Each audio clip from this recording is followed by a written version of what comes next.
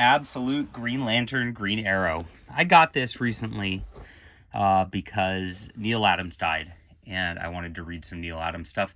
I love these DC Absolute editions because they are oversized art, and Neal Adams is beautiful, beautiful art. So we'll dive into this. This has been a classic.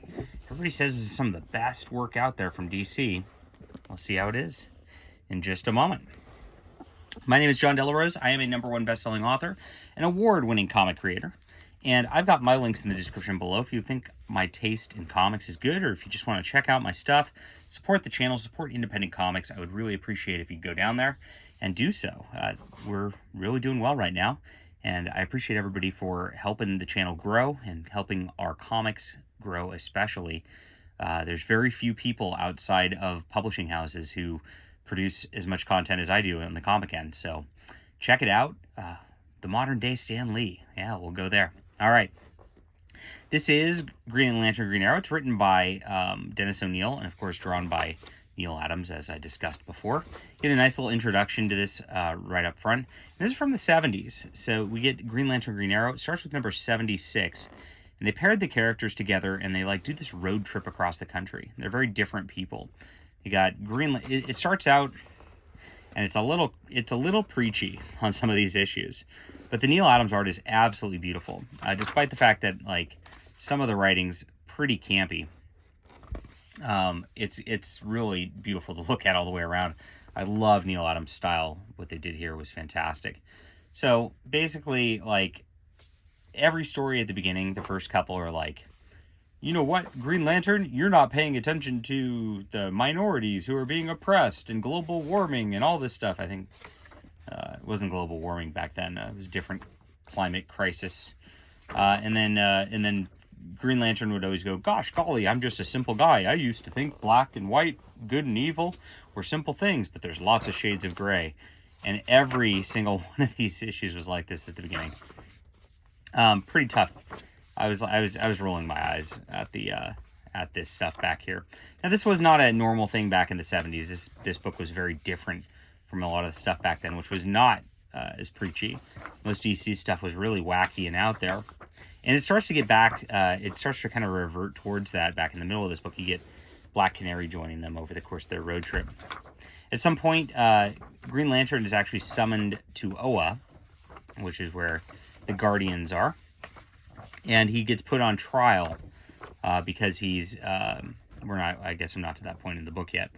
At this point, he's dealing with a Native American crisis. But he gets put on trial for basically negating his duties as Green Lantern. And then that's where it really gets interesting to me. I think it becomes interesting at that point.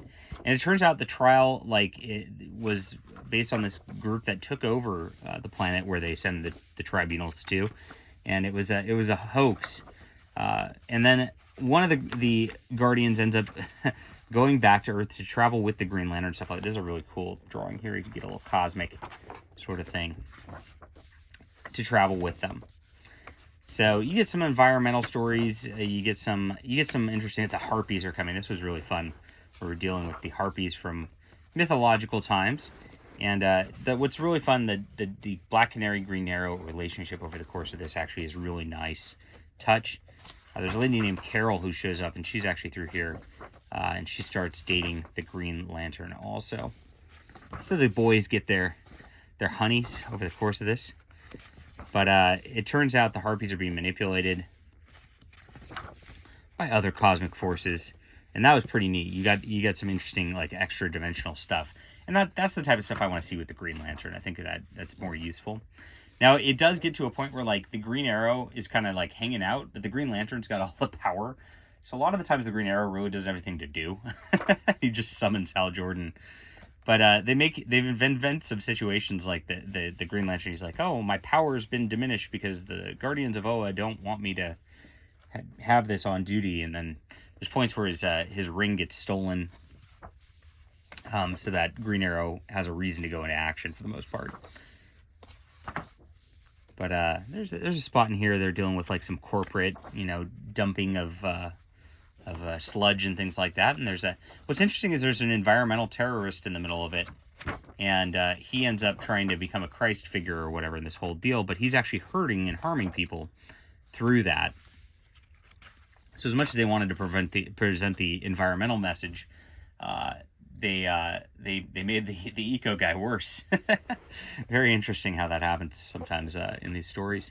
All right, then it gets really interesting, and I'm guessing, like, if the internet was around during this time, they would have gone ballistic. They made Green Arrow's sidekick Speedy into a heroin addicted junkie. And there's a couple issues where they go after heroin pretty hard. I can't blame them for that. Heroin's terrible. But you know, of course, making Speedy into an addict. Oof. Oh my gosh. And it's a 2-part issue, so they actually go over this for a couple issues here. All right. All of these are pretty much one-off stories or two-off stories, and then they introduce John Stewart as a Green Lantern. Now, I loved John Stewart growing up. He becomes an interesting character. In this issue, John Stewart's a little rough. He's very much that, like, I'm the Jav from the streets, you know, kind of talk. Very 70s caricature of a black man almost. Very, very interesting on that front. And he talks, you know, he has a different style, and it looks like he's screwing up at first, but he actually does end up saving the day in this situation. And he even saves the racist. Oh my gosh. You know, like I said, some of these are preachy and they make me roll my eyes a little. But it is what it is. Here's the environmentalist I mentioned earlier in here. Well, it got canceled after a while. And look at the coloring. Gosh, I love the 70s colors. They're just so dynamic and different. Like, they don't... Woo! I dropped my phone. I'm sorry. Sorry, humble review watchers. I have it on a tripod.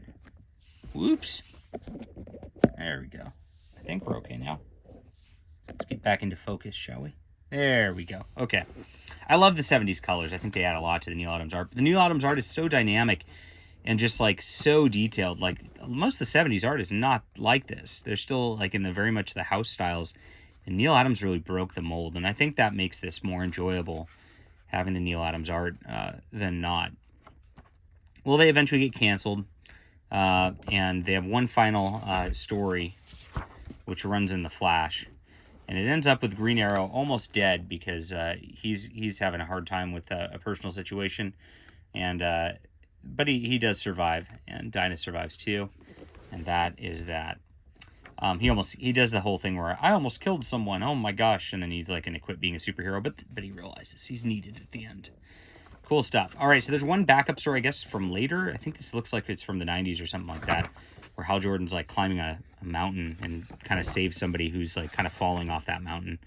And it's, you know, it's got the Neal Adams art, and it's very short. And then you get all these, they had some reprint versions for covers of extra stuff at the back. All right, I thought the writing was pretty preachy and a little rough, but and that's maybe about half the issues. Half of them were pretty fun. The art is fantastic. Some of the top-notch stuff. This is just great. I'm glad to have it in absolute form just for that. R.I.P. Neal Adams. But I'll give it like a 7.5 out of 10. Honestly, you know, there's better stuff out there just because the writing does get ham-fisted at points. The art's nice to look at.